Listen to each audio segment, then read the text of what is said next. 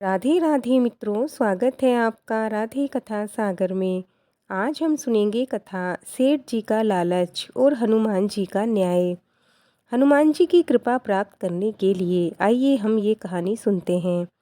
एक गरीब ब्राह्मण था, उसको अपनी कन्या का विवाह करना था। उसने विचार किया, कथा करने से कुछ पैसा जमा हो जाएगा तो काम चल जाएगा। ऐसा विचार करके उसने भगवान राम के एक मंदिर में बैठकर कथा आरंभ कर दी। उसका भाव था कि कोई श्रोता आए या ना आए, पर भगवान तो मेरी कथा सुनेंगे। पंडित जी की कथा में थोड़े थोड़े श्रोता आने लगे। एक बहुत कंजूस सेठ था। एक दिन वह मंदिर में आया। जब वह मंदिर की परिक्रमा कर रहा था, तब भीतर से कुछ आवाज़ आई। ऐसा लगा दो व्यक्ति आपस में बात कर रहे हैं। सेठ ने कान लगाकर सुना। भगवान राम हनुमान जी से कह रहे थे, इस गरीब ब्राह्मण के लिए 100 रुपये का प्रबंध कर देना, जिससे कन्यादान ठीक से हो जाए। हनुमान जी ने कहा, ठीक है महाराज, इसके 100 रुपये जमा हो जाएंगे। सेठ ने ये सुना तो वह कथा समाप्ति के बाद पंडित जी से मिले और उनसे कहा कि महाराज, कथा में 100 रुपये आए हैं या नहीं। पंडित जी बोले, श्रोता बहुत कम आते हैं तो 100 रुपये कहाँ से आएंगे। सेठ ने कहा, मेरी एक शर्त है, कथा में जितना पैसा आए वे आप मुझे दे देना और मैं आपको 50 रुपये दे दूंगा। पंडित जी ने सोचा, उसके पास कौन से इतने पैसे आते हैं, 50 रुपये तो मिलेंगे। पंडित जी ने सेठ जी की बात मान ली। उन दिनों 50 रुपये बहुत सा धन होता था। इधर सेठ की नीयत थी कि भगवान की आज्ञा का पालन करने हेतु हनुमान जी 100 रुपये पंडित जी को जरूर देंगे। मुझे सीधे सीधे 50 रुपये का फ़ायदा हो रहा है। जो लोग लोभी होते हैं वे पैसे के बारे में ही सोचा करते हैं। सेठ ने भगवान की बातें सुनकर भी भक्ति की ओर ध्यान नहीं दिया, बल्कि पैसे की ओर आकर्षित हो गए। अब सेठ जी कथा के उपरांत पंडित जी के पास गए और उनसे कहने लगे, कितना रुपया जमा हुआ है। सेठ के मन में विचार था कि हनुमान जी 100 रुपये तो भेंट में जरूर दिलवाएंगे, मगर पंडित जी ने कहा 5-7 रुपये ही आए हैं। अब सेठ को हनुमान जी पर बहुत गुस्सा आ रहा था, क्योंकि हनुमान जी ने पंडित जी को भेंट में 100 रुपये नहीं दिलवाए। वह मंदिर में गया और हनुमान जी की मूर्ति पर घूंसा मारा। घूंसा मारते ही सेठ का हाथ मूर्ति पर चिपक गया। अब सेठ जोर लगाए अपना हाथ छुड़ाने के लिए, पर हर बार नाकाम रहे, क्योंकि हाथ हनुमान जी ने पकड़ लिया था। हनुमान जी किसी को पकड़ लें वह कैसे छूट सकता है। सेठ को फिर वही आवाज़ सुनाई दी। उसने फिर से कान लगा के सुना। भगवान हनुमान जी से पूछ रहे थे कि तुमने ब्राह्मण को 100 रुपये दिलाए हैं या नहीं। हनुमान जी ने कहा, महाराज 50 रुपये तो दिला दिए हैं, बाकी 50 रुपयों के लिए सेठ को पकड़ रखा है। वह 50 रुपये दे देगा तो छोड़ देंगे। सेठ ने सुना तो विचार किया, मंदिर में लोग आकर मेरे को देखेंगे तो बड़ी बेइज्जती होगी। वह चिल्लाकर बोला, हनुमान जी महाराज, मुझे छोड़ दो, मैं 50 रुपये दे दूंगा। हनुमान जी ने सेठ को छोड़ दिया।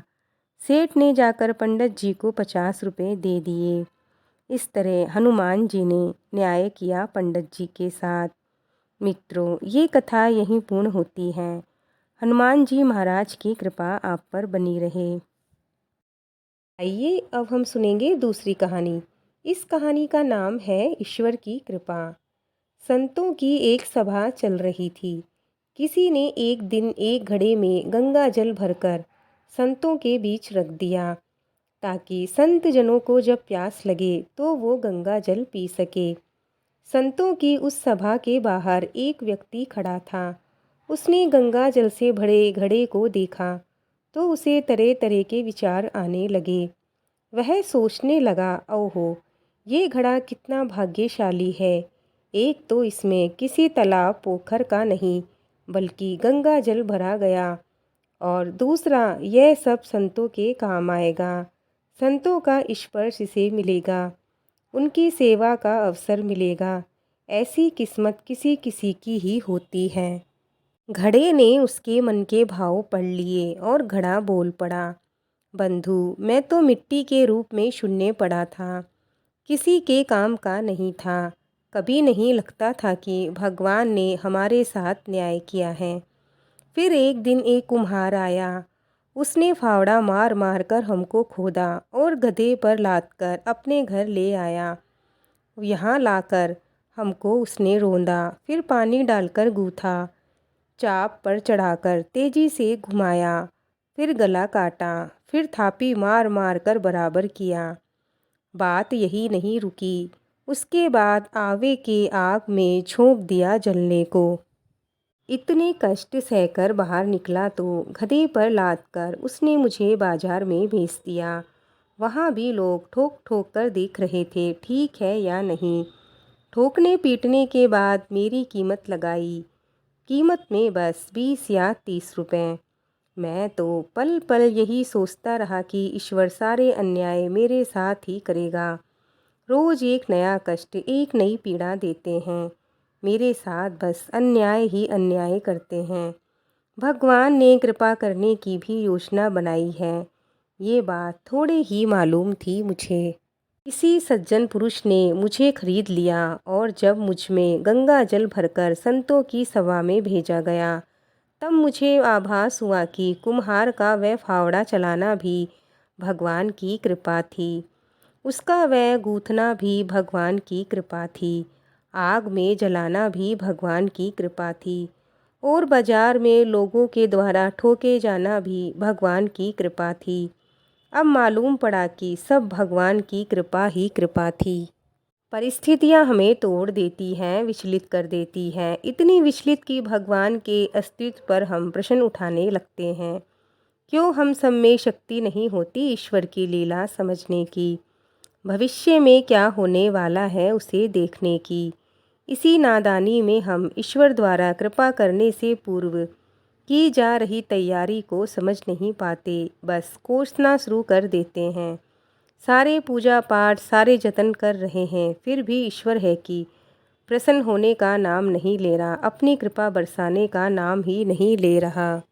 पर हृदय से और शांत मन से सोचने का प्रयास कीजिए, क्या सचमुच ऐसा है या फिर ईश्वर के विधान को हम नहीं समझ पा रहे। आप अपनी गाड़ी किसी ऐसे व्यक्ति को चलाने को नहीं देते जिसे अच्छे से ड्राइविंग नहीं आती हो, तो फिर ईश्वर अपनी कृपा उस व्यक्ति को कैसे सौंप सकते हैं जो अभी मन से पूरा पक्का नहीं हुआ। कोई साधारण प्रसाद थोड़ी ही है, मन से संतत्व का भाव लाना होगा। ईश्वर द्वारा ली जा रही परीक्षा की घड़ी में हम सत्य और न्याय के पथ से विचलित नहीं होते तो ईश्वर की अनुकंपा जरूर होती है। किसी के साथ देर तो किसी के साथ सवेर। यह सब पूर्व जन्म के कर्मों से भी तय होता है कि ईश्वर की कृपा दृष्टि में समय कितना लगना है। घड़े की तरह परीक्षा की अवधि में जो सत्य पथ पर टिका रहता है वह अपना जीवन सफल कर लेता है। तो क्या करना चाहिए, धैर्य कैसे रखना चाहिए। इंसान है तो टूटना तो स्वाभाविक है, पर नहीं टूटे इसके लिए क्या करें। संतोष का मार्ग ही विकल्प है, जो प्राप्त है वही पर्याप्त है। जब ये सोचना शुरू कर देंगे तो आत्मिक आनंद मिलने लगेगा। संसार में सबसे बड़ा सुखी व्यक्ति कौन है। सबसे बड़ा सुखी व्यक्ति वह है जो मन की मौज में रहता है।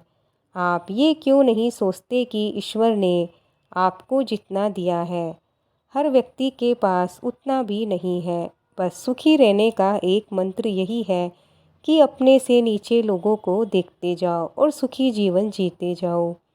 मित्रों, ये कथा यहीं पूर्ण होती है।